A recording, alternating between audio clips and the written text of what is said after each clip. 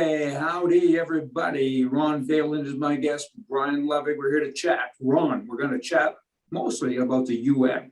You got some issues with the UN. A lot of us do. Tell me about the UN. Well, boy, I mean, that's the UN's been on a long time. We've all been educated to think it's the greatest thing since sliced bread. But since the mid 80s, I've been watching their movements and the movements for a globalization and a one world type of government. And that's really where they're headed with all of this. Down the road, it'll be nation states will be eviscerated, or armies will be taken over or minimized, and police as well. And it'll all be taken over by the UN blue hats, I guess you'd call it. But yeah, they're really making a move right now, and they've actually made a true kill shot into Canada. It's now law, and it's the biggest untold story in Canada. And here you are, being on the cutting edge. So good for you. Well, tell me firstly about your involvement, I guess, with this. Are you a politician? Are you a wannabe politician? What are you? Are you a patriot? Yeah, are you well, a good citizen? What's your deal? I'm a tradesman and lifelong Albertan, basically. And, I've seen the corruption all the way from Pierre Trudeau and whatnot as a kid, and following it through. And really, it was just all a wasteland. It was just basically, I could see the corruption, the manipulation and whatnot. And the double speak, right? Say one thing to get elected and then flip around and do the other. And everyone's disgusted with the whole system. So when Maxime Bernier created the People's Party of Canada in 2018 in September, I saw a glimmer of hope for Canada.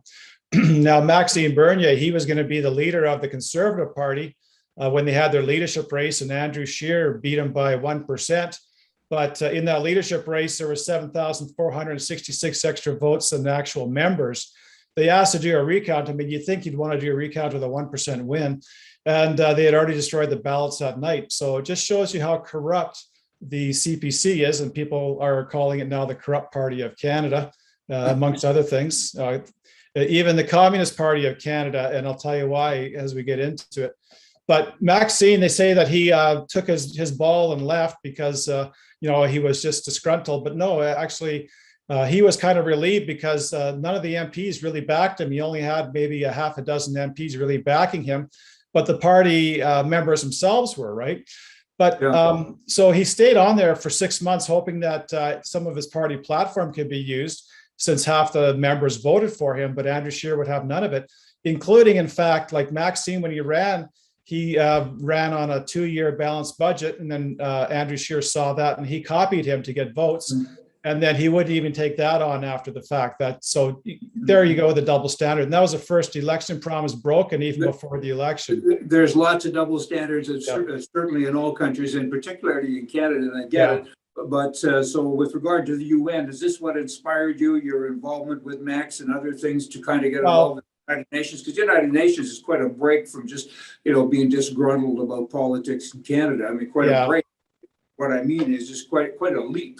It is. But I've been following it since the mid 80s, and with the start of a new political party that wasn't manipulated or forwarding the UN agendas, there was a glimmer of hope, right? And then that's how I kind of got involved, and then finally I ended up running in the 2019 election. And even in my brochure, I wrote in there, I was running against Bob Zimmer, actually. He was highly liked over there. Still is, I'm sure. But I said, has Bob Zimmer warned you about UN Agenda 2030 and how your life is going to radically change? And, it just flies over people's heads because they don't even know about UN Agenda 2030. And that's because they don't tell you about it, right?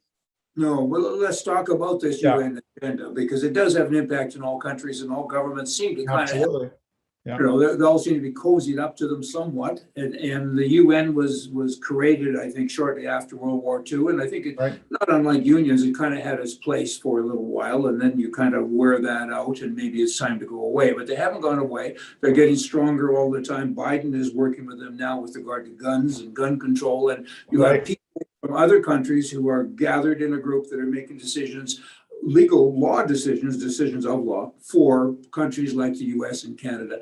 And Canada is kind of, doing a lot of bad things. Oh, absolutely.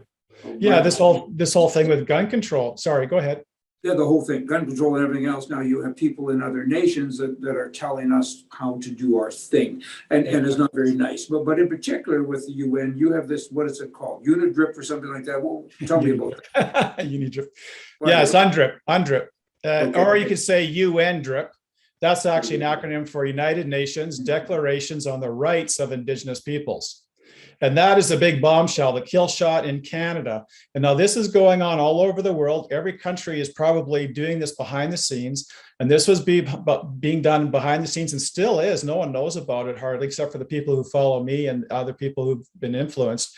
Because I broke the story in 2019 when I ran in the federal election in northern BC, right? Northeastern BC. And it was, people that informed me on it. And so I don't take credit for coming up with that. But so they informed me on it and I ran with it. And I released, videos on it. And quite frankly, it's quite a stunning thing. What is it?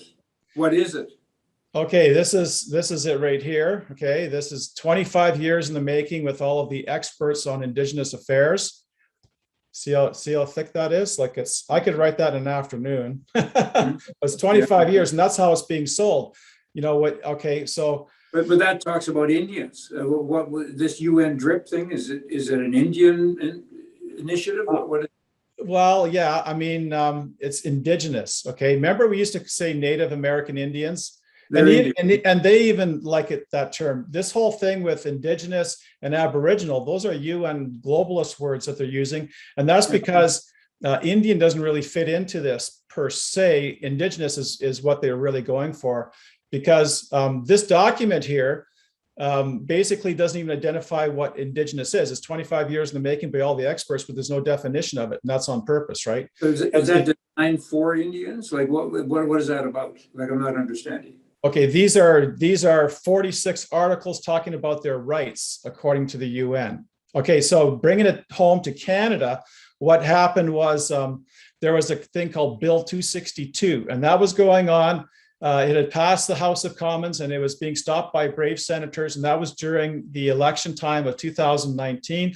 The election was called, and so Bill 262, created by Romeo Saginaw, was killed. Okay, but what happened after that was BC, British Columbia, they went ahead and adopted UNDRIP as protocols for the province 3 days after the federal election. And so now what's happened in BC, I'm told, is 95% of BC has been claimed. And okay, when I got this book, I have to back up and explain what's going on. Okay, so article number 26 hit me. And I don't even have to look at it because I know it. It says the.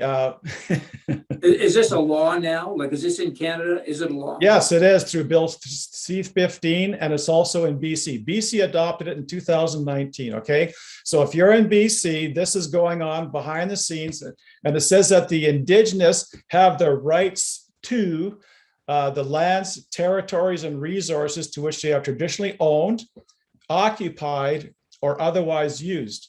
So if they say that they used it, they can actually now have the rights to it. So that nice building that you're on there, the land underneath it and underneath Kelowna can all be claimed in BC on account of the BC adopting UNDRIP. So and that's been adopted. UNDRIP has been adopted in British Columbia. In British Columbia since 2019 in October. Okay, so the Indians own British Columbia. Well, they have the rights to it.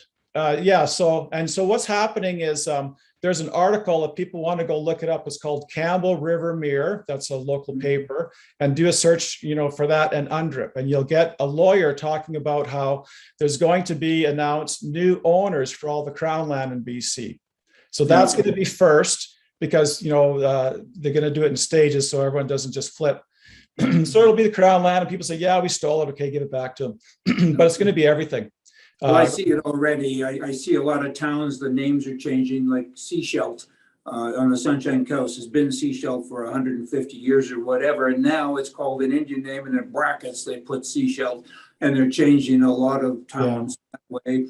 And I recently did a subdivision and put the application in. It's a large development of property in British Columbia, and the Indian tribes have to sign off on it, and they have to have meetings and prove it, and it's not their land. It's not, it's an interesting thing that's going on. Yeah.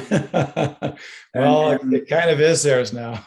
They're now in charge of everything, and so it's not a big deal. If you want to give them the land, give it to them, and let's all move to Minnesota. Like, I'm okay with that. Oh yeah, but the thing is, this is United Nations. This is all over the world. I posted a video of a guy in New Zealand, and he was talking about it going there, and they just absolutely destroyed him in the media. They made him look like a racist. He lost his job and his wife and everything.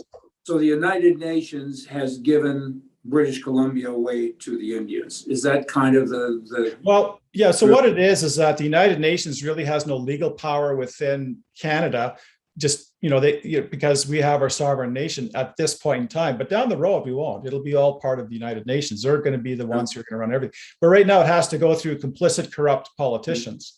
So this thing that's happened in British Columbia, and it has happened, by the way, all of you people watching this program, it's happened. I'm in British Columbia. The Indians, they have control over everything. It's wild. Yeah, a rock can't be turned over in British Columbia now without their approval. It's quite incredible. And so you have people that we don't know sitting, and they're not, they could be anybody. They could be a dropout. They could, whatever. They're in their own little sessions, and they actually have to vote and approve anything that the white person does, and we pay them to be our babysitter. And it's kind of interesting because well, it's bizarre to say the least. So now the fear is this is going to roll out into the rest of the nation. It already has. Okay, so what happened was I have a YouTube channel under my name, Ron Vaillant, Vaillant. Go look it up. It's very cutting edge. I'm ahead of the times. Okay, so I did a video because I was watching the throne speech. And go watch the throne speech. Start at 2 minutes for a little surprise. I made a surprise for everyone. And then at 3 minutes, 15 seconds, watch the rest of it. And I add my commentary and videos and overlays onto it. But there's a one-liner in there saying that we will reintroduce UNDRIP. Just like that. That's all it was. No media mentioned it or hardly anything, right? It's all under the radar. I made an emergency broadcast video. About 48,000 people watched it, and people reached out to me, and we started working on trying to defeat this thing. We were trying to get into major media, even on the state side, Tucker Carlson or whatever, all that kind of stuff. It just flies over everyone's heads, it seems. But we did get it. Go ahead. Tell me, in your opinion, why would a government allow this to happen? When 99% of the people are not Indian, why would they allow this to happen? Because they're following UN protocols. I mean, they've been creating all kinds of different various actions, laws according to UN guidelines, right? But Ron, even the UN, I mean, really, 1% of the population is Indian, 4% when you add in all the white blonde folk who have gotten the card. What's the motivation? What's the agenda? Like, it's a kill shot. It's a kill shot. It's a neutron bomb into Western civilizations. Because you probably heard of Klaus Schwab and the Fourth Industrial Revolution with the World Economic Forum stating that by 2030, you'll own nothing and be happy. We're heading into the UN Agenda 2030. We're heading into a tyrannical fascist / communist hybrid, dictatorship, really is where it's all going. And it's important to note that Stephen Harper and the conservatives, a lot of people call them the cons now, they basically went ahead and signed off on it September 27th, 2015. No one knows about that. And so really people are saying, well, we got to vote for the conservatives right now to get Trudeau out because he's decimating the country. But he's just simply implementing UN Agenda 2030 that the conservatives signed on. Parties are all the same. I'm still trying to understand. And by the way, the good news is that we'll never be able to understand what the left-wing mind does. And that is a good thing. But I'm reaching here, really reaching. Why would anyone do this? The UN, I mean, why would you let them into your room when you know they're coming into the room just to hurt you? Like, the thing doesn't compute to me. And you're giving the country away to a group of people who really don't know what to do with it. And it's not, most Indians, I believe I'm right, don't vote. And yet they're always getting all the freebies that typically the government would give to people to encourage them to vote for them. So I'm missing something here. And I'm trying to understand. Is there something I don't get? Well, I don't get any. Obviously, yeah. When I saw your Right Edition videos, I enjoyed them, but I thought, man, he's not seeing the picture. But anyhow, that's okay. That's where I come in, right? Or people like me. Yeah. But really, the thing is, because I've been following it, since the mid '80s, and really, it's to have total world domination. Okay, you had Hitler. He went ahead and he was going to go ahead and have his conquest and 1,000 years of peace and all that kind of stuff. It's really like that, only it's a very more sophisticated level, and we're really in World War III right now. But and why would they knows it? I get it, but why would the Indians be? Why would they be singled out as having this huge role to 1% of the country to own a country again? Because eventually the white folk are going to stand up and say, well, "Hold on here." And you're going to have pushback at some point. Well, yeah. And then is that the concept? Is that? I think that's part of it that plays into it, because they went ahead and did that. Trudeau commissioned that missing and murdered Indigenous women's report. And the bottom line there is basically it's an imperialistic genocide going on against them. Now, when you start talking genocide, the UN usually steps in, right? So when people get so upset that they've lost their property rights, and it does get ugly, then the UN can certainly send boots on the ground here to go ahead and conquest this country. So that's one angle to it. The other angle is that the Indigenous, like, they didn't really claim land, but, like, they might have fought and killed each other for special places that they liked, or, because they killed each other too, and anyhow, that is basically kind of just like communal land, I suppose. And that's where we're headed in a sense. That's why they don't really identify what Indigenous is, because Indigenous in the law dictionary means born of the land.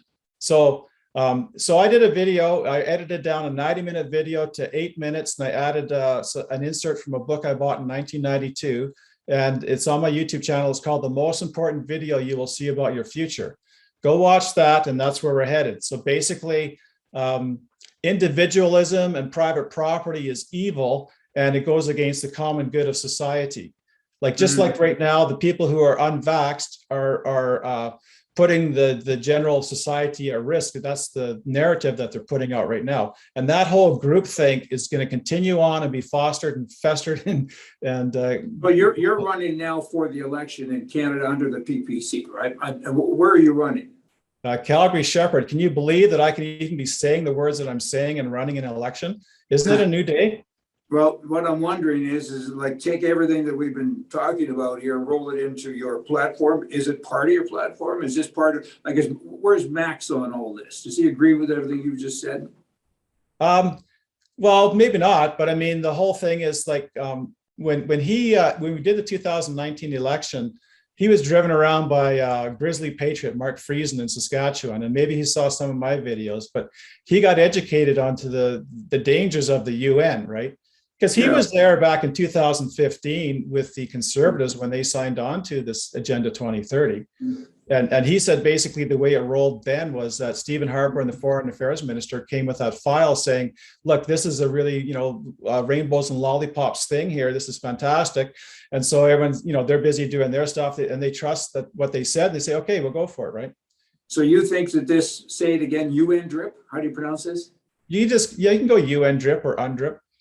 Or Unidrip. Unidrip's great. Okay, Unidrip.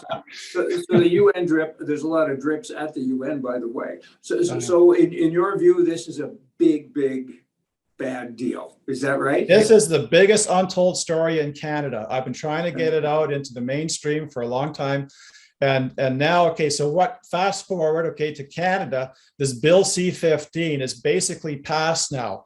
And it has royal assent. So now, if you go look up Bill C-15, it'll be the first reading. Go look at number 5. It's the thrust of the bill. And essentially what it's saying is that all Canadian law has to be in alignment or according to the Declaration, which is UNDRIP, okay? And then below that, you're going to see the 46 articles of UNDRIP. And then number 26 states that they have the rights to all the lands and territories and resources to which they've ever occupied or used. But that's just one. That's just number 26. There's a lot of other bombshells in there. Don't take me through all 26. I tell you what, I haven't had a drink of whiskey for about 40 years. After talking to you, I might start drinking. I know I have an effect on people. Not you personally. I mean, the. Oh, I know. I divulge information that blows people away. And well, you know what? And there's so much that if all of us knew, I guess we'd never sleep again. It would always be. Yeah, no, it's wild. I get it. And these are people that are running our country that we hire, we vote for, and we pay. And they're supposed to look out for our best interest, and they certainly do not. It's frightening, but you know what? I think we have to end it now because we're running short of time, Ron. Okay. All of you people who are watching this, you all should go and look up what Ron's talking about, because so many people, not unlike myself, have never heard of this. And so we need to get educated. And what do you do with that education? What happens when you learn? Do you just sit home and shake and get nervous or frightened? Or what do you do? Ron, okay, right now it's already passed into law. I talked to Maxine when he was over here, and I said, you know, how can we fight this? He says, we can actually, if we got into power, if people would just recognize that they're going to lose their land rights if they vote for the Conservatives or the Liberals, they vote for the PPC. We have 312 candidates all across Canada. We can form government. All it takes is your vote. Let us do the heavy lifting, right? Don't play it safe. It's time. It's do or die. You know what? It was nice chatting with you, and we'll do this again because I think everyone needs a breather. They all need to look up this UN drip stuff. Can I have one more comment though? No Conservative MP warned you. Remember that. They all voted against it, but it was on another file. It had to do with free, prior, informed consent. They had to define that. It's a con. The party lines are blurred. There's no question of that. I mean, PPC. That's if you want to save your property rights, get us in power. So get active. You got less than 2 weeks to tell everyone. And Brian, you got a fantastic view out there. I want to go out there and exercise your guns. Okay. Okay. Good going. Thank you. All right. We'll see you. Okay, bye.